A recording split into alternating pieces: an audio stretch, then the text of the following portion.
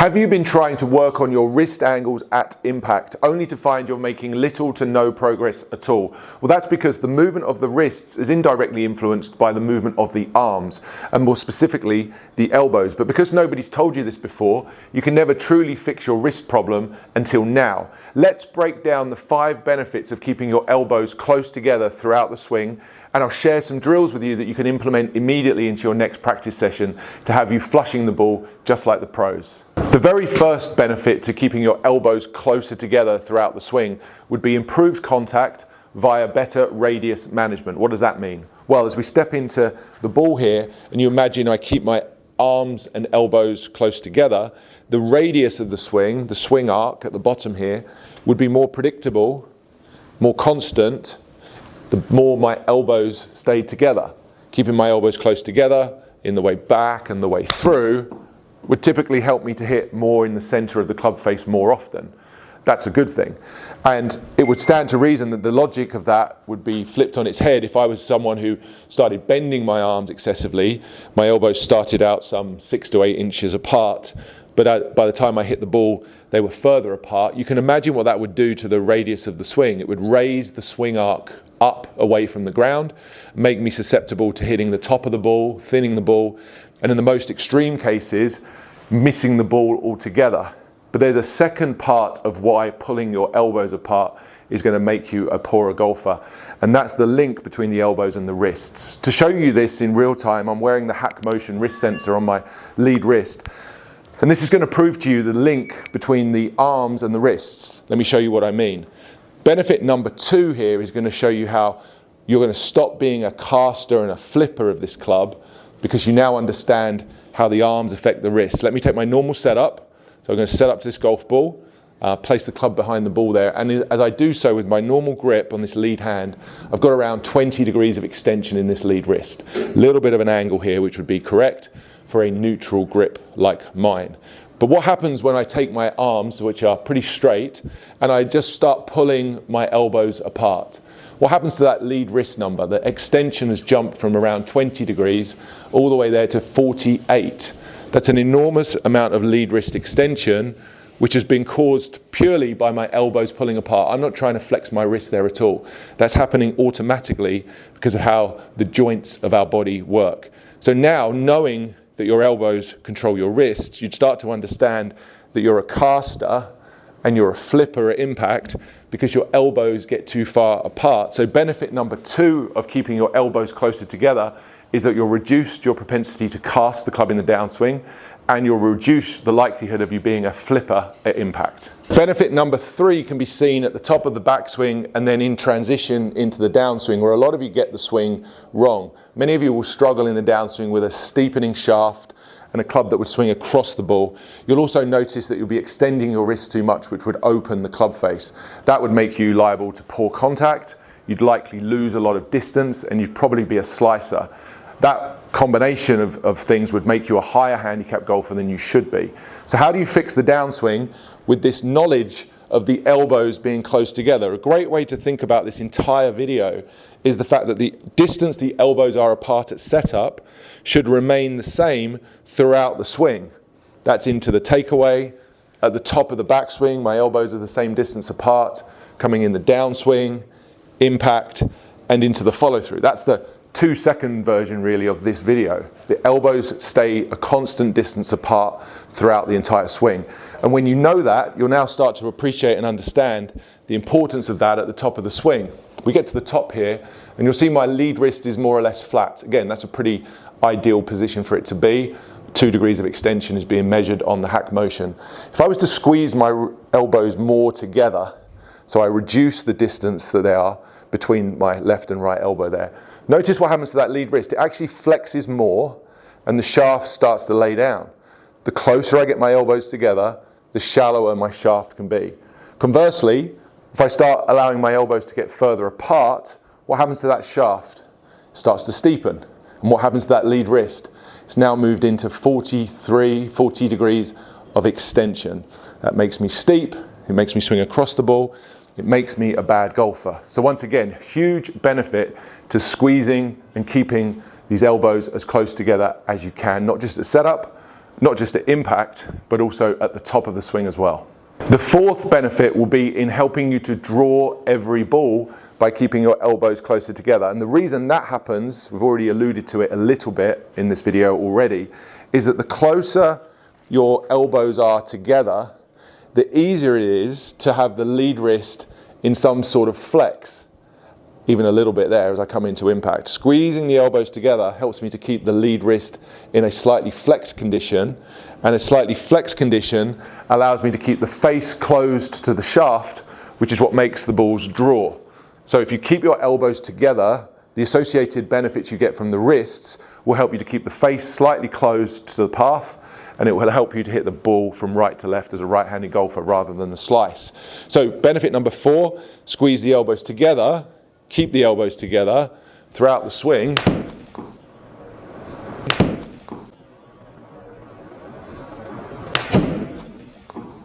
And you'll find that you'll become a person who tends to see the golf ball fly off to the right and draw back to the left.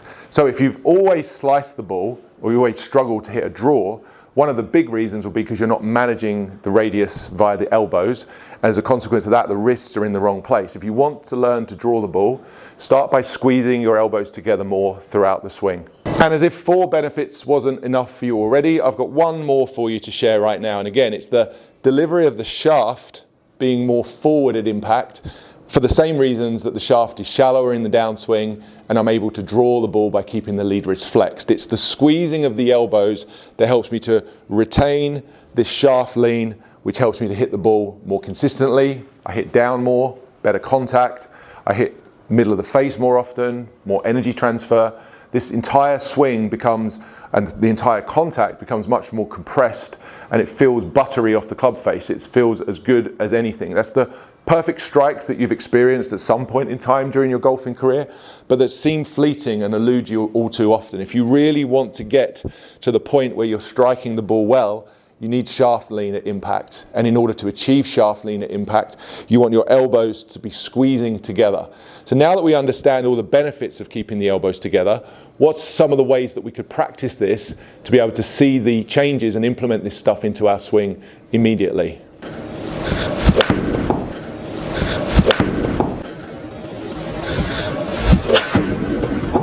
The best way to start implementing this concept of arms straight and more specifically elbows together into your swing is to take a soft object, I've got a small ball here, and just have it placed between your forearms or even your elbows, depending on the size of the object, and have yourself squeeze it throughout the entire swing.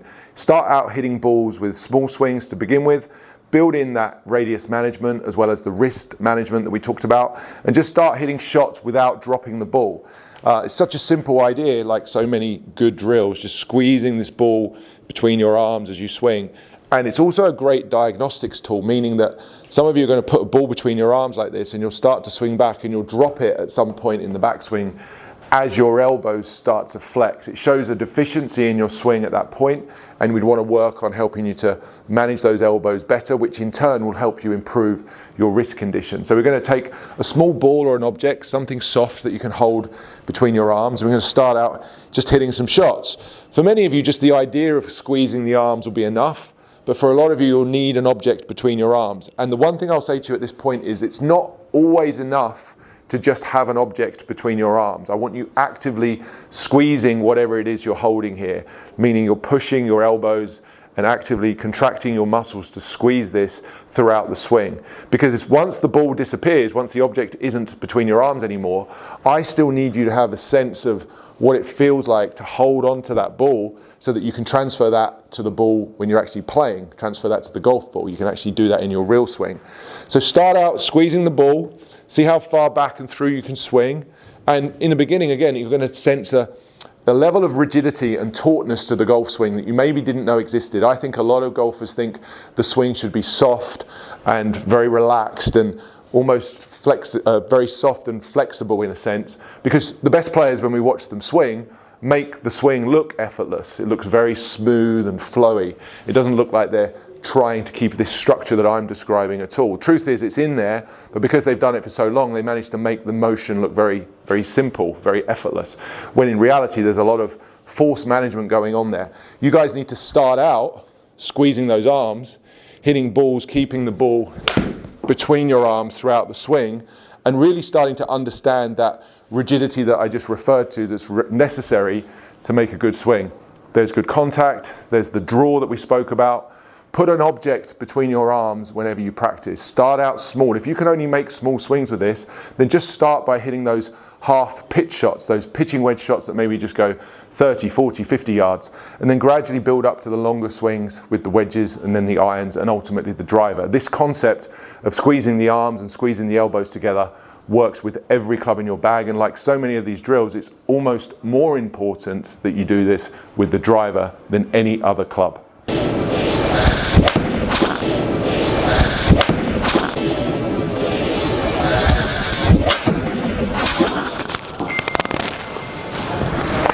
So the key takeaway there is squeeze the arms to control the wrists, control the contact, and control the ball flight. Your elbows need to be as close together at impact as they were at setup, and maintain that distance they're apart throughout the swing. Hold a ball when you practice and squeeze your elbows as close together as you can when you play. If you'd like more information about Hack Motion and how it can help improve your golf, I'm going to put a link in the description which will take you to the website where you can learn more about this product. There's also a discount code should you choose to make a purchase.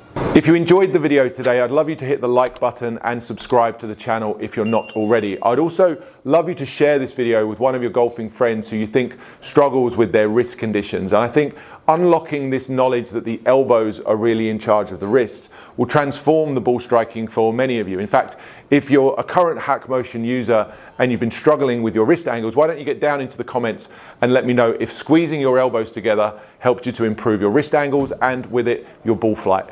Keeping your arms straight throughout the golf swing clearly has multiple benefits as mentioned today. If you'd like to continue your education on this topic and watch another video that I made on this subject, you can watch this one here that I made with YouTube legend Tom Seguto.